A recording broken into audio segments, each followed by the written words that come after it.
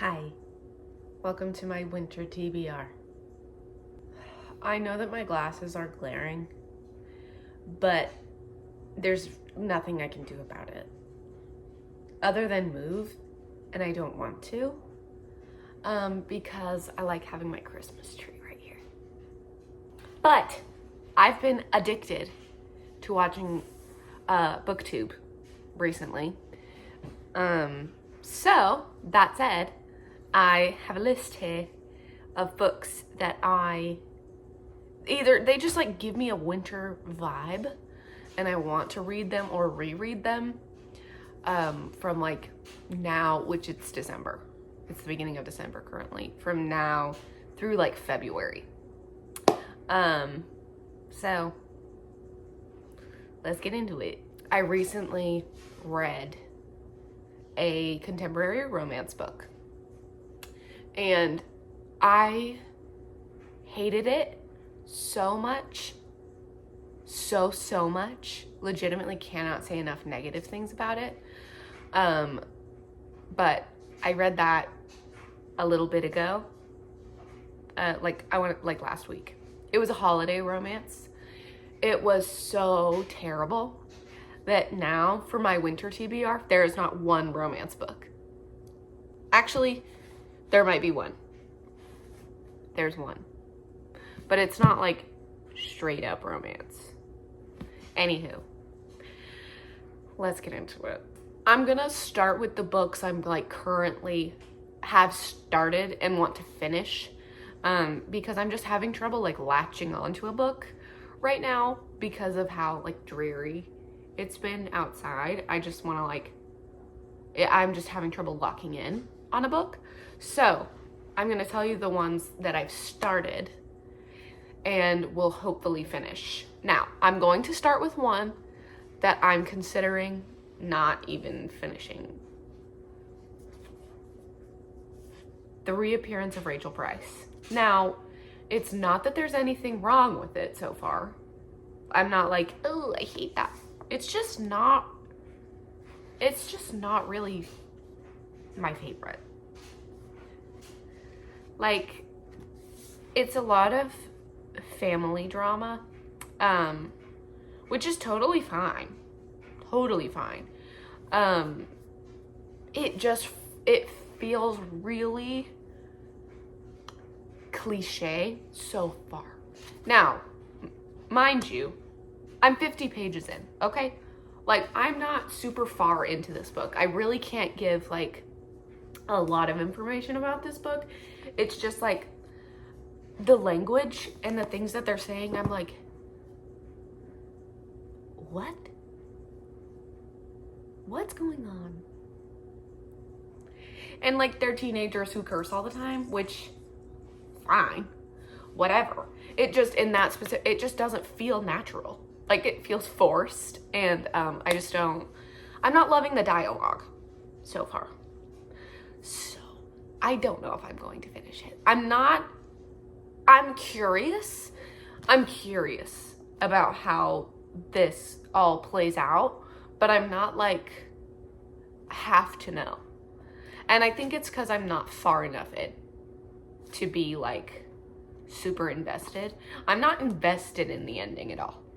But I am curious about it. So maybe I'll pick it back up. I can already tell you, it's not going to be above a 3-star for me. Which, little sidebar, I used to be the kind of person who rated every book I read like 4 or 5 stars because I liked every book because I was sinking so much time into it. It was like, yeah, I liked it. I'm also a binge reader. So I would like read a book in, a day or two and then be like, wow, I was so locked in on that story. It was 4 or 5 stars. I'll say, for example, Verity by Colleen Hoover. Okay. I read that book, started that book and finished that book in 12 hours. Is it that good? No.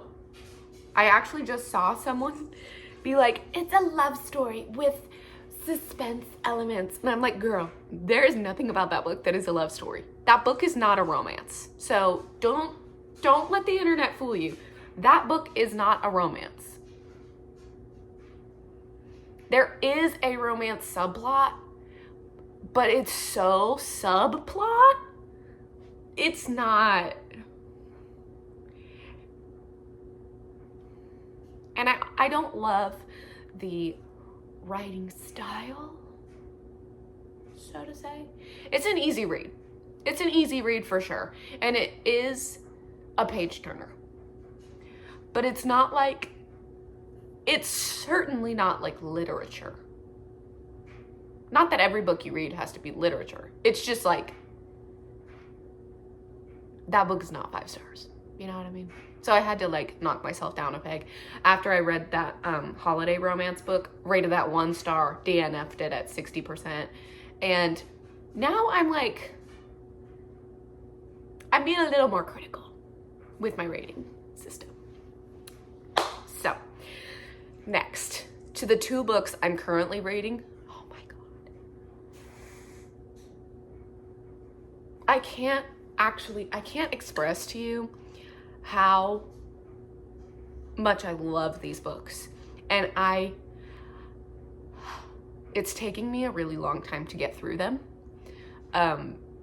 Considering I usually will read a book in a day or 2. Like a week is a really long time for me. And these have been like, I've been reading this one, and then I've been reading this one, and then I've been reading this one, and I've been really busy. So it's been like a little bit trying to get into both of these books. But the first one is Beautiful Boy by David Jeff. Which this one I'm actually super excited about. This one I got and am reading through, and I'm going to give it away as a Christmas gift, but I'm underlining in it. I'm sure he's not gonna watch this. I'm giving this to my dad. So really excited about this. He is a big reader, but he mostly reads nonfiction, like self-help, like Christian nonfiction, and like food books, like books about health. So I'm excited about this one. I think he'll find a lot of pieces that he resonates with, which if you don't know what Beautiful Boy is about, I'm not gonna go into it just because I feel like everybody knows what Beautiful Boy is about, because it's a movie with Tillamy Shillamy and Steve. It's a really great movie. I always think about, I saw Timothy Chalamet, he said he only will do projects that he's like really passionate about, and like good quality projects. That is a good quality project. And then this one, oh my gosh, I can't say enough good things. I am 35 pages in, and I have written in this book more than any other book in a really long time that like wasn't for like a class that I had to annotate.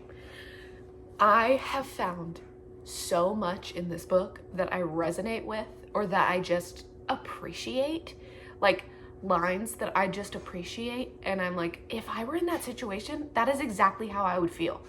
And I'm so glad that this book exists to give language to some of those things. It is Monstrilio by Gerardo Simano Cordova. This is his debut novel, which absolutely blows my mind because it's so fantastic. Again, I'm 35 pages in, and I'm addicted. So, this book was described to me as Frankenstein, but queer, which I love. When I read Frankenstein in high school, I loved it. Like, I loved the weird horror elements of it, and like the themes that it explored with family and grief and just all the different things. Even, you could even say it kind of explores neurodivergence a little bit. But this book has already, the writing style is so fantastic. It's so fantastic and so realistic, just from the perspective of a mother. The first part is from the perspective of the mother who loses her son. That's not a spoiler. It happens literally, it's the first thing that happens in the book. It's on the first page. But it's very, very good. It's very, very good. I have been really wanting to read that because I've been really looking for things that feel like classics, like classic gothic horror vibes, and also queer romance, queer literature, because I've become very, very frustrated with contemporary romance and the way it is just can be entirely lust-based and physical attraction-based. So I've been really needing to like switch it up. And wanting to kind of broaden my horizons. So along similar lines, just in the gothic horror classic area, this is Dracula. I got it at Half Price Books, so ignore the tag, but this is Dracula. And I've never read it, but with so much having happened with Nosferatu over the past year, I've been wanting to read it. It's been on my mind. And also one of my really close friends has been super into Dracula. Like in the fall, she was really into Dracula, and she was like, you guys have to read Dracula. So I am excited to read that, especially after reading Monstrilio, to kind of continue with the monsters and the horror and the thematic elements of a gothic horror. Next, still kind of in the realm of classics, The Scarlet Letter. This one's also from Half Price Books. Ignore. This is The Scarlet Letter. I read this in high school. And I think I would appreciate it more if I read it now, and just, it's gonna be quick. This is gonna be a quick and easy read, but it's still gonna make me think. That's kind of what I'm going for. Books that actually are going to make me think. Books that I can have critical thoughts about and actually come away with an opinion about something, or a thought about something that I could have a conversation about. And then I'll go into the kind of romancy one. I actually don't know. It might be completely romance. I don't know. I've never read it, and I actually don't know what it's about. So I haven't been present on Book Talk since it's been a thing. But Seven Husbands. I've never read it. I've had it on my bookshelf for a while, and I want to read it. From what I understand, it's pretty fast-paced, and yeah, I just look forward to seeing what the hype's about on this one. And it just feels very winter. And then last but certainly not least, this is another reread, and this legitimately is one of my favorite books of all time. The movie adaptation was the worst thing I've ever seen, so would not recommend that. And I'm looking forward to seeing my annotations from this book, but it is Lord of the Flies. I loved this book. I loved the thematic elements. I loved the literary elements, the literary devices in this. I just remember this being it was such a good book to read, to pick out literary elements and devices. So I have a lot of tabs, and they're all right next to each other at the top. I'm not sure why I did it like that, but I haven't read this book in like 5 years. So this book has a special place in my heart. And so I'm really excited to pick that one back up. And I don't know what order I'm going to read these in. First order of business is going to be finishing Beautiful Boy, because I have to give it away in 18 days for Christmas. So I need to finish this. If I don't finish it before then, I don't know what I'm going to do. Maybe just flip through, find some good quotes, or maybe look up some quotes in this book, and then I will finish it. I just don't know if I'll finish it before I give it to my dad. So, and then I'm gonna binge this. And I can't wait. So anyway, that is my winter TBR. It'll get me from December 2025 to February 2026. And there will probably be some other ones that work their way in here as well. I want to read Rebecca too. But these are just what were on my physical TBR. So. And I don't know what I'm getting for Christmas.